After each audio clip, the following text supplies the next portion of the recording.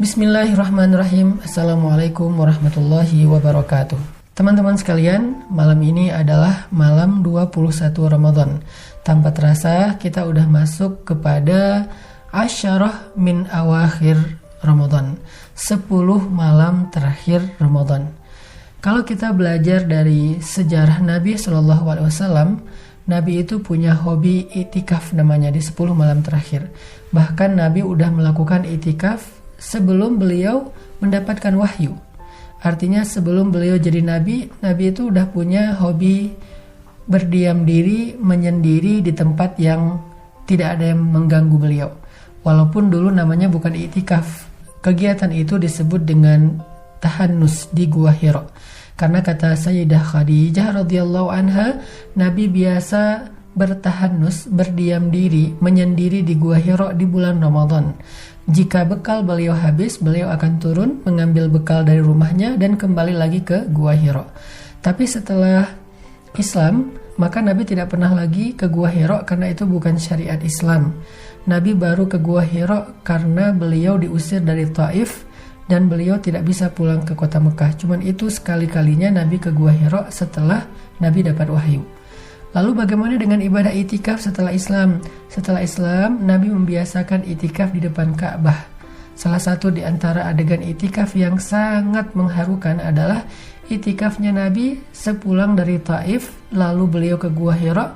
Di Gua Hira beliau kemudian dijemput oleh seorang laki-laki namanya Mut'im bin Adi, diberikan jaminan bisa masuk kota Mekah. Setelah beliau masuk kota Mekah, beliau nggak tahu harus tinggal dan bermalam di rumah siapa. Akhirnya Nabi bermalam dan beritikaf di depan Ka'bah sampai beliau tertidur di depan Ka'bah. Ini itikaf yang cukup fenomenal yang pernah dilakukan Nabi sebelum hijrah. Beliau masuk ke area Ka'bah, kemudian beliau sholat di sana, beliau berzikir di sana sampai saking lelahnya Nabi seharian dikejar-kejar di Taif, Nabi tertidur tepat di depan multazam pintu Ka'bah.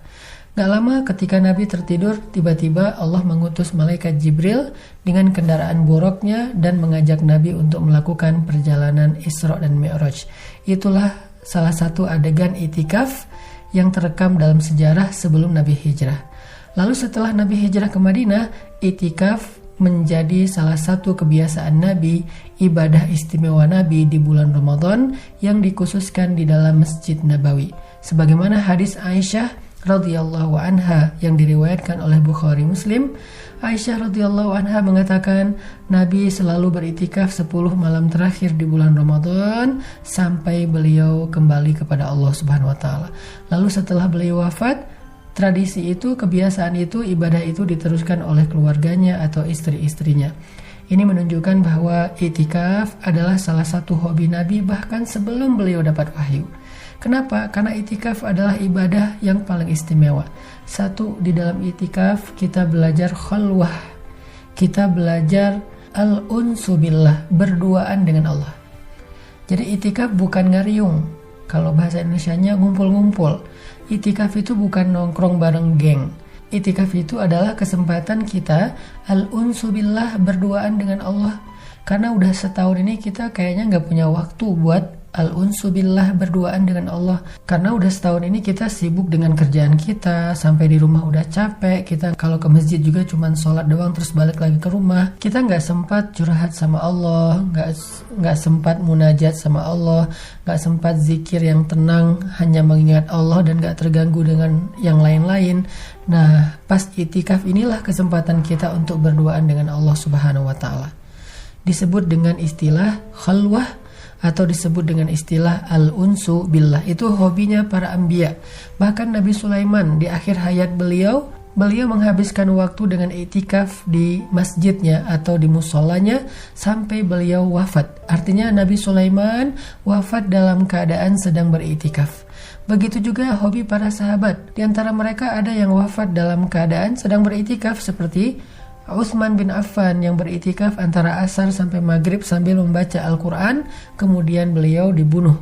Jadi beliau itikaf di musola pribadinya. Artinya I'tikaf itu adalah kesempatan yang dinanti-nantikan oleh orang-orang beriman agar dia bisa berduaan dengan Allah Subhanahu wa taala. Sehingga salah satu di antara keistimewaan i'tikaf, kita bisa berduaan dengan Allah dalam doa, dalam zikir, dan dalam munajat panjang kita. Ada satu adegan i'tikaf yang menurut saya romantis dan lucu di zaman Nabi adalah ketika Nabi SAW sedang i'tikaf di Masjid Nabawi dan beliau tidak mau keluar dari masjid. Aisyah datang ke masjid untuk menyisir rambut Nabi di siang hari. Jadi ketika Nabi habis mandi pagi, maka Nabi meminta kepada Aisyah untuk merapihkan rambut beliau secara romantis dengan disisir oleh Sayyidah Aisyah. Ini menunjukkan bahwa i'tikaf itu memang harusnya di masjid. Kecuali dalam kondisi darurat kayak sekarang, kita mungkin boleh i'tikaf di rumah atau di musola pribadi kita, tapi tetap dengan menjaga adab-adab i'tikaf seolah-olah kita sedang beritikaf di masjid. Artinya kita nggak keluar dari musola itu selama kita sedang i'tikaf, jadi kayak nggak lalu lalang gitu, menetap di situ. Dan kita fokuskan untuk beribadah saja, bukan baca buku, bukan ta'lim, karena bukan momennya untuk ta'lim, tapi momennya untuk ibadah dan berduaan dengan Allah Subhanahu wa taala. Di antara keistimewaan i'tikaf yang disebutkan dalam hadis adalah i'tikaf itu pahalanya seperti berjihad atau ribat. Sehingga siapa yang melakukan i'tikaf, maka dia seperti orang yang sudah berjihad.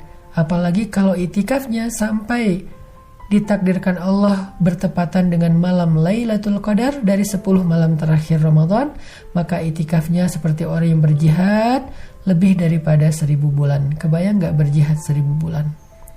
Sekali i'tikaf pahalanya kayak jihad. Tapi kalau i'tikafnya malam Lailatul Qadar, berarti dia seperti berjihad 1000 bulan. Artinya berjihad selama 100 tahun. Itulah pentingnya i'tikaf. Mudah-mudahan mulai malam ini kita nggak ada yang ketinggalan satu malam pun i'tikaf. Baik yang mungkin bisa di masjid, yang nggak bisa di masjid, di musola pribadinya, di rumah masing-masing. Sehingga kita mendapatkan kebaikan akhir Ramadan, yaitu Lailatul Qadar khairum min alfi syahr, yang lebih baik daripada 1000 bulan. Barakallahu fikum.